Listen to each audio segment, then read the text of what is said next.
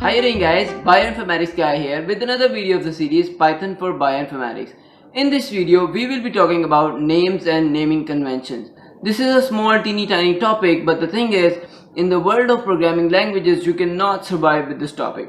So let's get started. Alright, naming in Python is just like naming a newborn baby, with this one exception, that you don't need to have approval of all the family members at your home before assigning a name to anything in Python.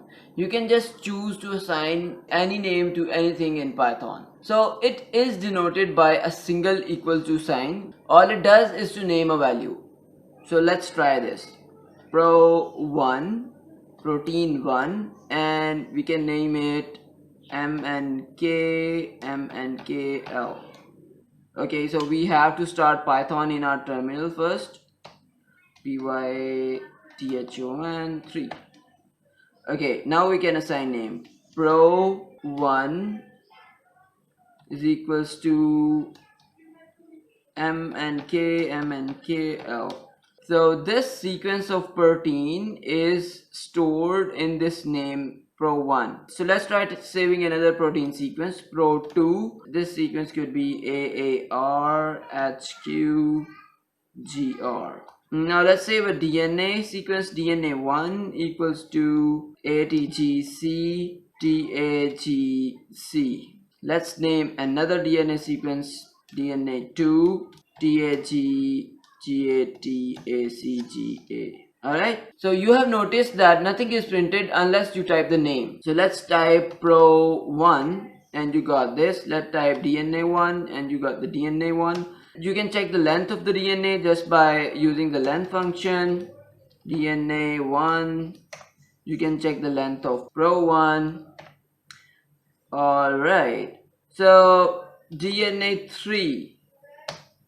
Oh, we got the error because we haven't saved or assigned anything to this name DNA3. So that's why we got the error. So there is one cool thing that you can do. You can assign the same DNA2 to DNA3. Both DNA2 and DNA3 are gonna contain the same sequence. You can check that out over here, DNA3 and then DNA2. Alright, so both have the same sequence. Now names can also be chained together, like A is equals to B is equals to C. There can be something capital is equals to 0. Now you will see that A is also equal to 0, B is also equals to 0, D is also equal to 0, and so is the C. So this is really handy in programming and we will talk about it later on. Now there is a bit of shorthand for arithmetic updates in Python. Let me explain it with an example. Suppose that a new baby is born and age of that baby at that time will be 0. So we store the age of that baby in this variable age, and that age will be 0. We can store it simply like age equals to 0. Now after 1 year the baby is going to be 1 year old. So if we have to update this age variable so that it has 1 rather than having 0, the simpler way will be age equals to 1. So this is one way to assign a new number to that same variable again and again. You know that we are adding the number of years, so we can add 1 to the same variable. So we can do it like age equals to age plus 1, and you will see that now age is equals to 2. So the shorthand in Python is very simple and very handy. So you can do it simply age plus equals to 1, right? You don't have to type age again, and if you will see what's inside age, you will get 3. So this is an augmented assignment statement and it can be applied to subtraction, to multiplication, to division, so on and so forth. Let's try it with subtraction. Age minus equals to 1, and you will see that the age is 2 now.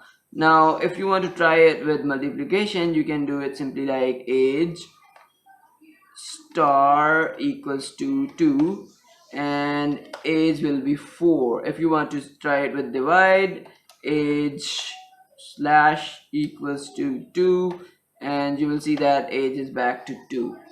The next thing I'm gonna talk about is naming conventions. It is not compulsory, but I highly recommend you to keep on searching on Google about this topic. I will show you the way how you can do that. And while you learn Python through this series, just keep this topic in your mind. What are the naming conventions that are supposed to be followed in Python? So in this way, while you are learning Python, you will develop the correct habit of naming things in Pythons correctly. So I will be explaining it very briefly, as cumbersome details are not gonna make much sense at this point.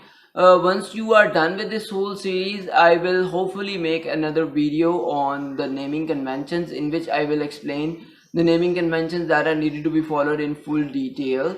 So let me explain it with an example. Now the example is, you know that whenever you have to name a newborn baby, you see that whether a baby is a boy or a girl, and you name that baby accordingly. So the benefit of following these naming conventions with reference to the gender is that correct names help us to know whether a person is a male or female without even seeing them. Like generally, if you hear this word Sarah, you know that this is going to be a female.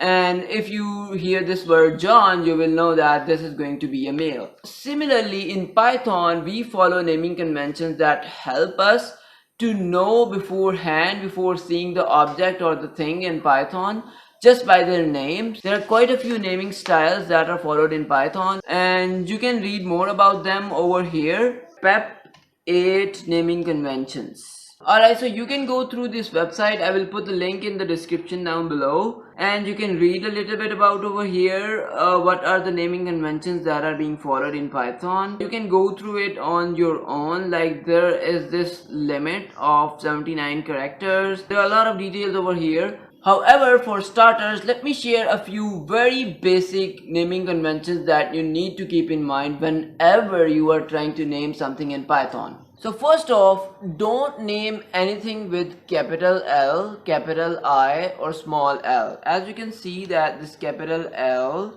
capital I, and small l are very similar to each other. In fact, this I and L are exactly like each other in most of the fonts that are used in text editors. So if you will name something with these single alphabet characters, if someone else is reading your code, they might get confused whether it's an L or a capital I or a capital L, right? The second thing that you need to keep in mind is that never name something with a single alphabet letter O, because you know that this is O and this is 0. They are very much similar to each other.